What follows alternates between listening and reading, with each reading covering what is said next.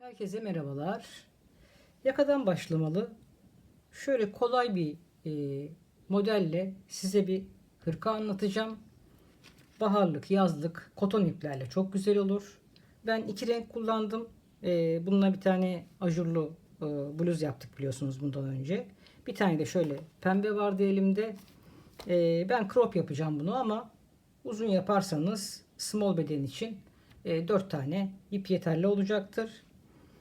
Ben şimdi bunu tamamlamıyorum. Size anlatacağım başlangıcını ve yayınlayacağım. Sonra fotoğraflarını koyarım. Nasıl göründüğüne bakarsınız. Ee, Çok klasik bir modeldir. Daha çok battaniyelerde kullanılır ama ben çok severim bunu. Çok hoş görünüyor. Şu aradaki rengi mesela 4 renkli de yapabilirsiniz. Pembe yaparsınız, ona uygun renkler yaparsınız. Her sırayı başka renk yaparak elinizdeki iplerle değerlendirebilirsiniz. Cıvıl cıvıl bir hırka olur. Ben iki renk tercih ettim ama çoklu renklerle de çok hoş olacaktır. Şimdi önce şunu tanıtayım size. Nasıl yerleşim yaptım. Ondan sonra da başlayalım. Ben 105 tane zincir çekerek başladım. Bir sıra sık iğne yaptım. Üzerine de yerleştirdim. Son derece kolay. Köşelerimiz hariç burada 17 zincir var.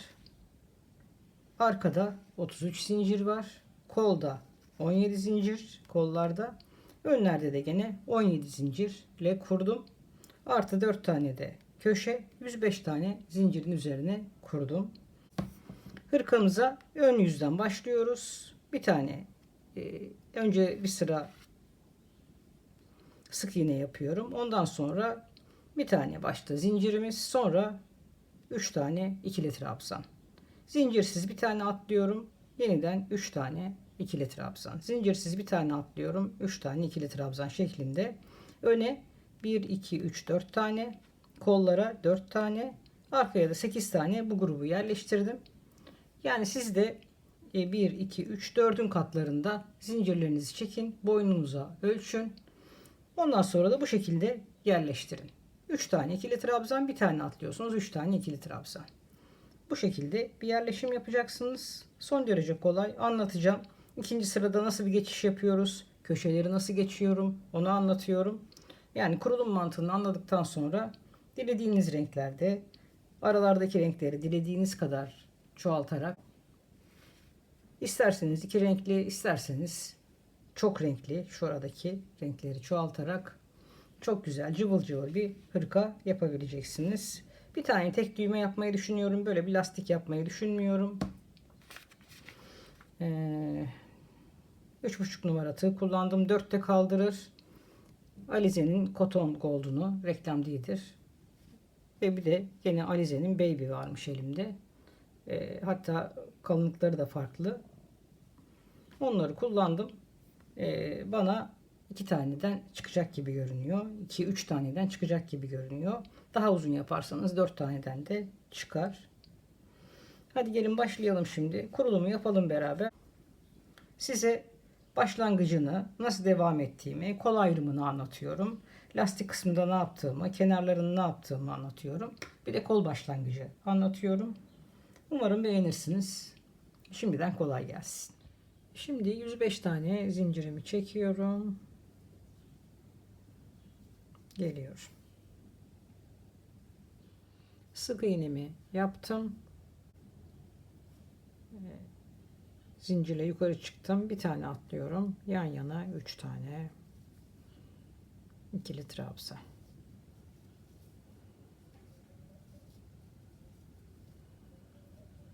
Zincir çekmiyorum. Bir tane atlıyorum.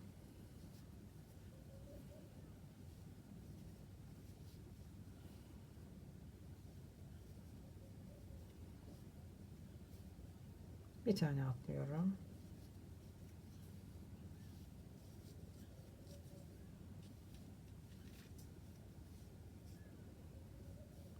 Bir tane atlıyorum. Yan yana 3 tane.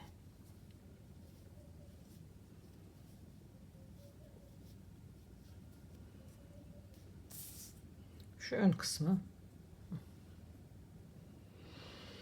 1 2 3 4 1, 2, 3, 4. 4 kısmı çalıştım. Şimdi bir tane atlayıp köşeyi yapıyorum.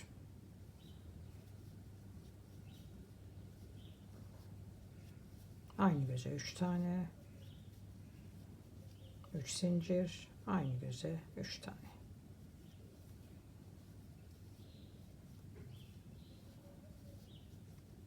Ön kısmı çalıştım. Kola geçtim. Orada da 1, 2, 3, 4 tane grup çalışmasını yapıyorum. Bir tane atlıyorum yanına.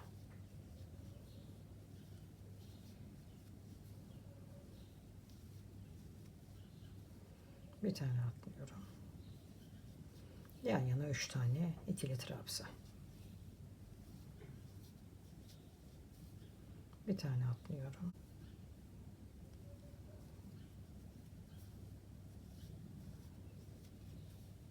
Bir tane atlıyorum.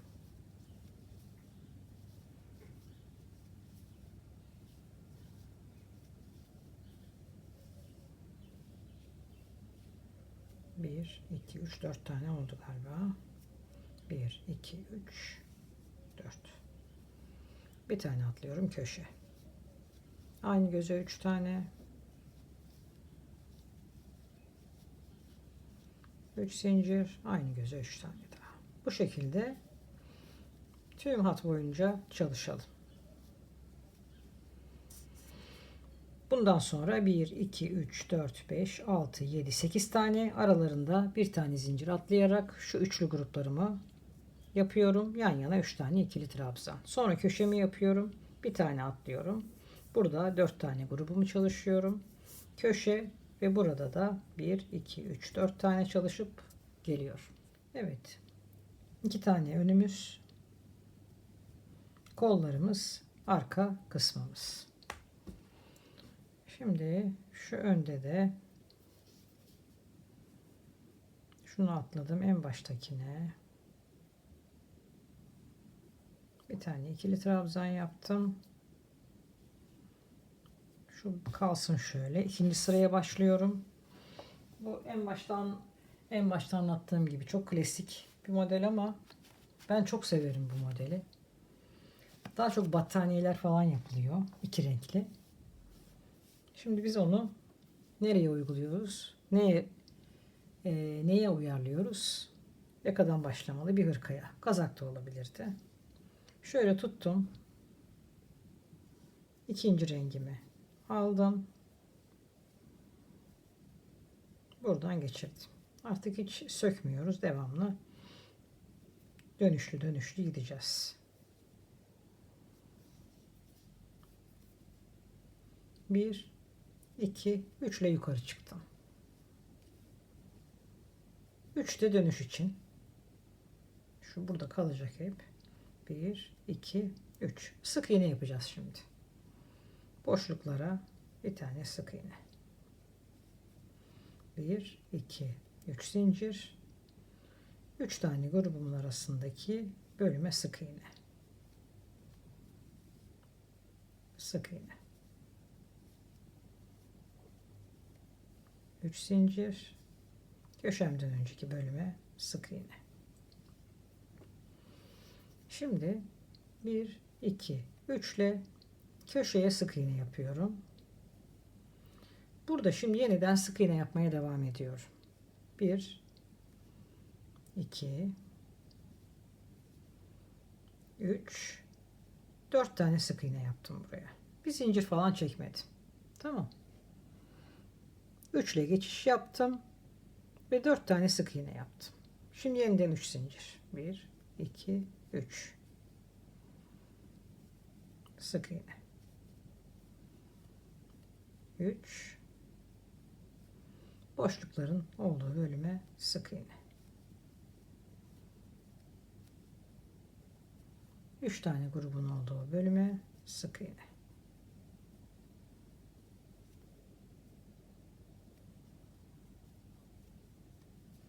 Güneş açtı. Yaza hasret kaldık.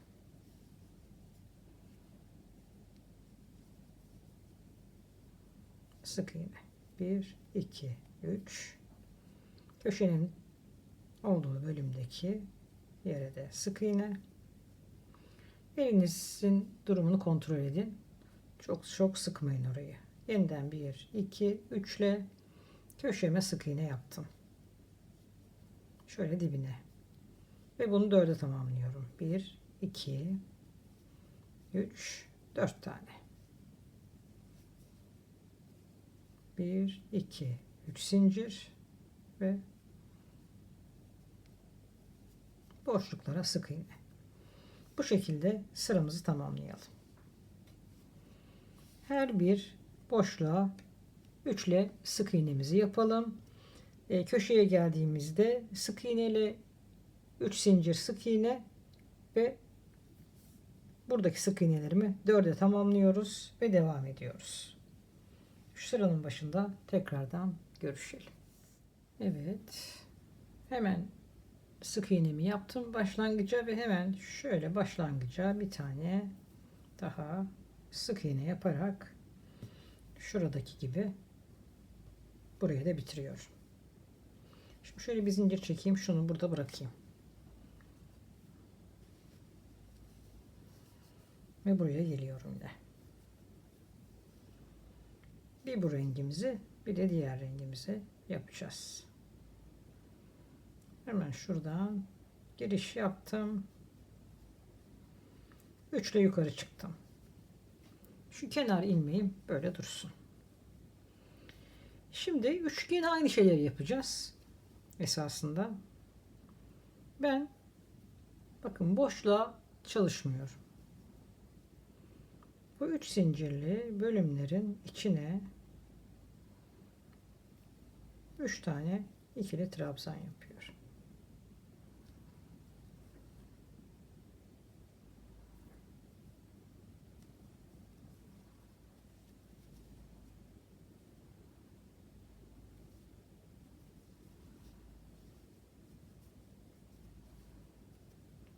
İsterseniz zincir çekebilirsiniz. Eliniz sıkıysa. 1, 2, 3. Şöyle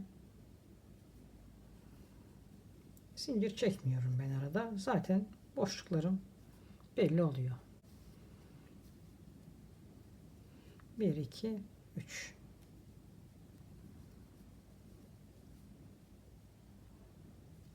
Bir, iki,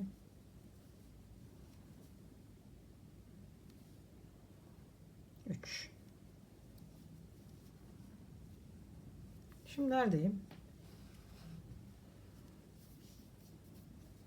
Köşenin olduğu bölümdeyim. Bakın burada köşe arttırmıştım ya. Ne yapıyorum şimdi?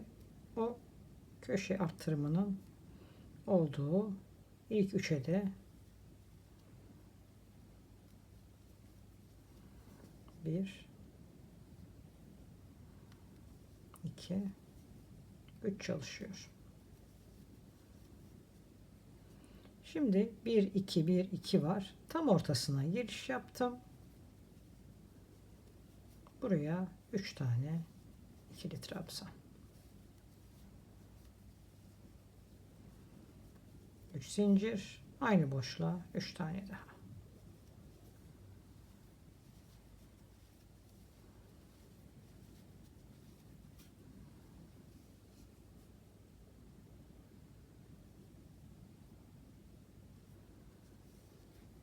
Zincir yok. Bakın. Bu köşemde. Şimdi diğer köşemin olduğu yerdeyim. Böyle içine değil de daha hoş durdu. O yüzden zincirlere çalışıyor. Ama kolayınıza gidiyorsa içine de çalışabilirsiniz. Şöyle içine çalıştığımı da göstereyim. 1, 2, farkını görün. O zaman oradaki pembe kısım kayboluyor. Sadece bunlar görünüyor.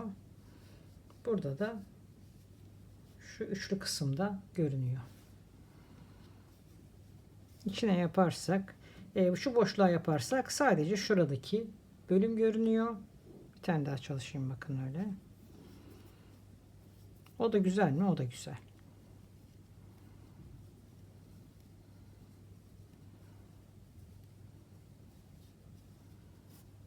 Şöyle göstereyim.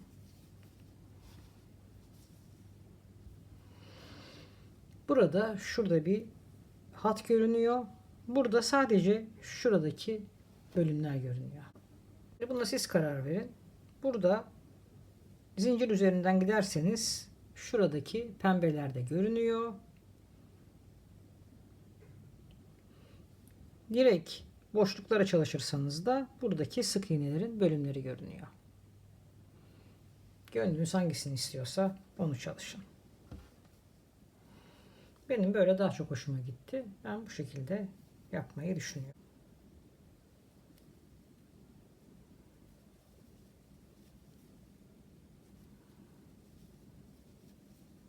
Kol beden ayrımında tekrardan görüşürüz zaten. Burada bu modeli nasıl yerleştirdiğimi göstermek için size paylaştım bunu. Hem de yakadan başlamalı. Klasik bir, özellikle yeni başlayanlar nasıl başladığımı görsünler, öğrensinler istedim.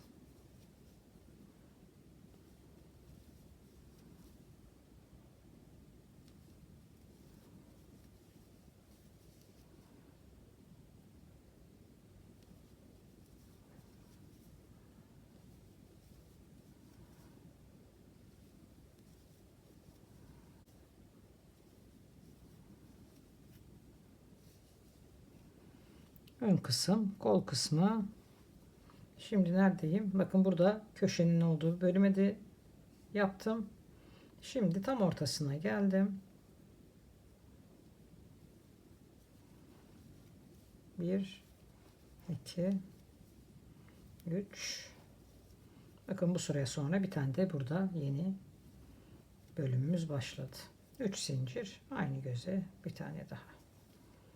4 zincirli sık iğnenin tam ortasına köşemi yapıyorum. Doladım. Hemen zincirlerine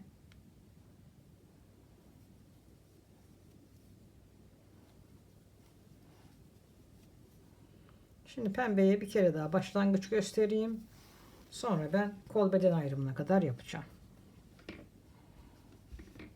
Şu an böyle görünüyor. Şimdi bir kere daha gösteriyorum size. Pembeyi alacağım bölüme geldim.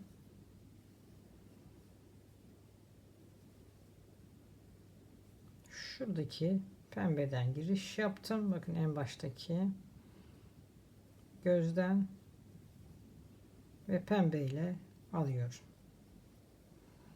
Başa da bir tane.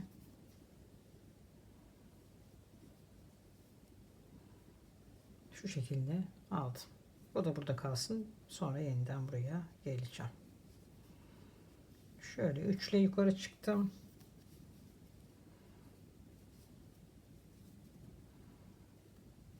Üçle de dönüş yaptım gene ve tam ortasına sık iğne. Aynı şeyleri yapıyoruz.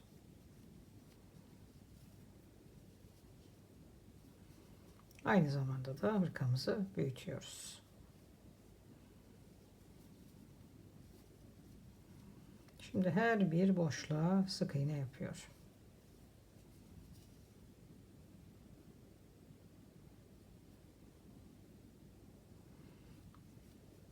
Üçle yeniden hemen bu bölüme, köşeye giriş yaptım. Artık bakın yeni arttırma bölümüm burası. Buraya da 3 tane çalışacağım sonradan. Burayı da 4'e tamamlıyorum sık iğnesini. Bir dahaki sıra burada tam ortasına bu köşemi yapacağım. 3 ile yukarı çık ve sık iğneni yap. Tam ortalarına sık iğne çalışıyorum. Ben bu şekilde şimdi gidiyorum. Kol beden ayrımını da göstereyim size. Uzatmaya devam ediyorum. Sanıyorum ben 2 ya da 3 sıra sonra kol beden ayrımını yapacağım. Ben kol beden ayrımı kısmına geldim. Buradaki pembeyle olan sık iğne kısmını yaptım. Şimdi üçlü gruplarımla devam edeceğim. Kaç santimde ayırmışım söyleyeyim size. 25 santim olması lazım. Evet, 24,5-25 santimde ayırmışım ben. Zaten şimdi başlıyorum, devam ediyorum. Orada da bir büyüme sağlanacak. Şimdi nasıl yapacağım? Pembeyi burada bıraktım.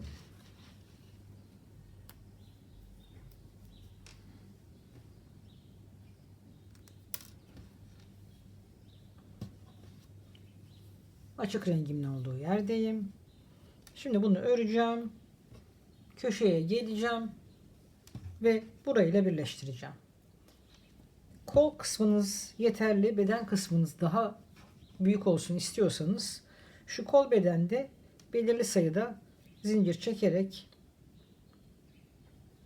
arayı biraz daha büyütebilirsiniz. Ben düşünmüyorum büyütmeyi. Yukarı çıktım. Şimdi buradaki gruplara çalışıyorum yine. Köşe kısmına geldim. Şimdi diğer köşeyi birleştireceğim.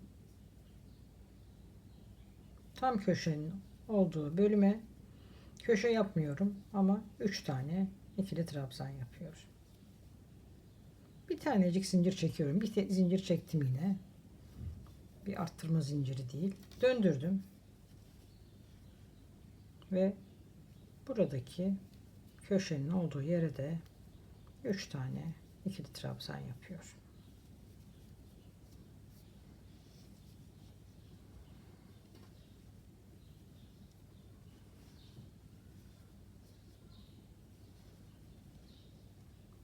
Şöyle birleştirdim. Bundan sonra yine ikinci sırada sık iğnelerimi yapacağım. Doladım. Devam ediyorum. Köşeme yaklaştım. Son grubu da çalıştım. Köşemin tam ortasındaki bölüme 3 tane ikili trabzan yapıyorum. Bir tane zincir çekiyorum ve burayla birleştiriyorum. Döndürdüm. Doladım. Yine tam ortasına 3 tane ikili trabzan.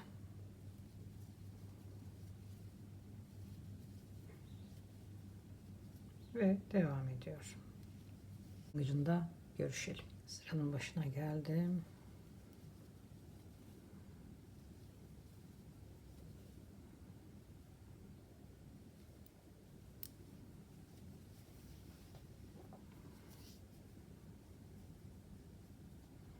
Şuradan şöyle bir giriş yaptım. Sonra şu pembeyi de aldım.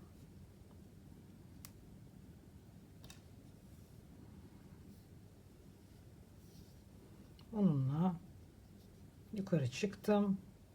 Beyazı bıraktım. 1, 2, 3 ile yukarı çıktım. 3'te dönüş için ve sık iğnelerimi yapıyorum.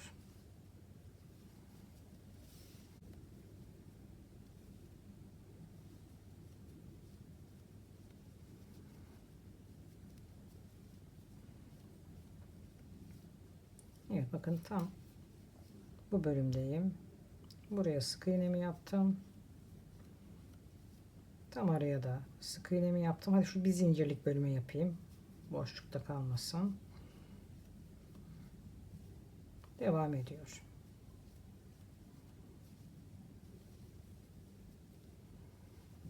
Kolu da bedenden ayırdık.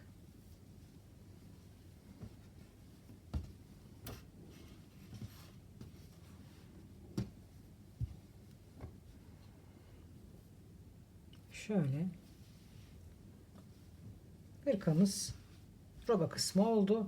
Şimdi ben hırkayı büyütüyorum. Ne kadar isterseniz crop yapabilirsiniz, uzun yapabilirsiniz. Sizin zevkinize bağlı. Bir de size biraz daha büyüteyim. Kol göstereceğim. Sonra bitişte finalde fotoğraflarını paylaşacağım.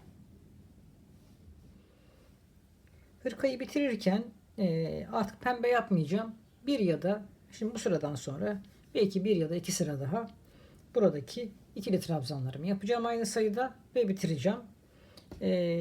Şimdi size bir kol başlamak istiyorum. Kol için şuradan da giriş yapacağım. Şuraya da bir tane bir çalışma yapacağım. Dikmemek için. Yoksa giydim.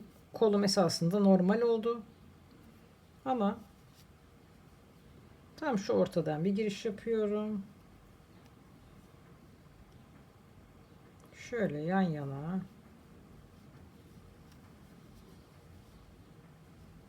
Üç tane. Ve direkt şuraya da bakın şöyle bir giriş yaptım.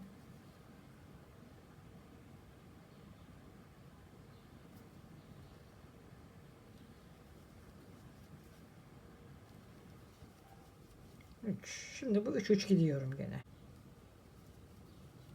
Burada. Şimdi şöyle döneyim şuraya geleyim. Yani tam ortaya da bir tane şundan yapmış oldum. Şurada burayı da yapmamıştım. Direkt burayla birleştiriyorum.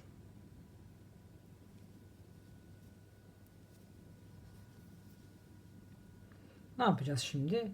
Pembeye geçeceğiz. Yaka kısmında şuradan sık iğne giderek gitmeyi düşünüyorum. Onu göstereceğim ve yakayı toparlayacağız. Şuradaki bölüm için sık iğne yapacağım. 2 sıra.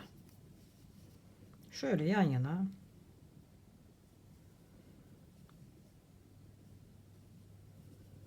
bu üçlü trabzanların olduğu yere ikişer tane çalışarak sık iğne yapacağım. Sonra bir sıra daha yapmayı düşünüyorum.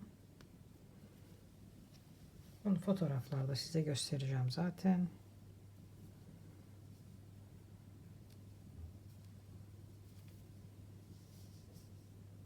Şu şekilde. Bakın köşeye geldim.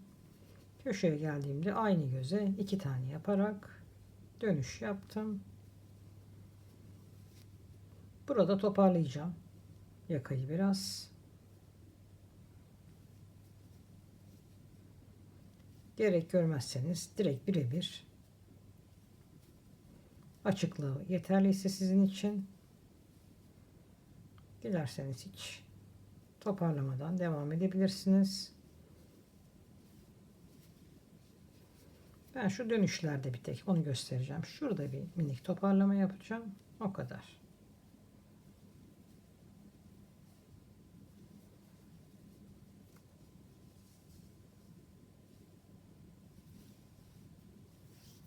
Şu köşelere geleyim.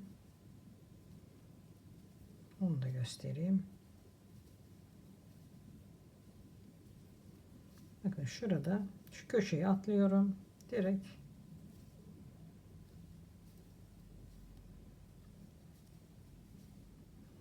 bu köşe kısmını atlayarak yaptım. Köşenin içine değil bir kenarına bir de bu kenarına yaparak yani bir şu tarafa bir şu tarafa yapıyorum. Hat boyunca gideceğim. Buradan gideceğim. Bütün hat boyunca. Sonra bir kere daha geri döneceğim. Kontrol edeceğim. Gerekiyorsa birkaç kere daha sık iğneyi lastik gibi yapabilirim. Şu köşeyi atlıyorum. Direkt öbür tarafa geçiyorum.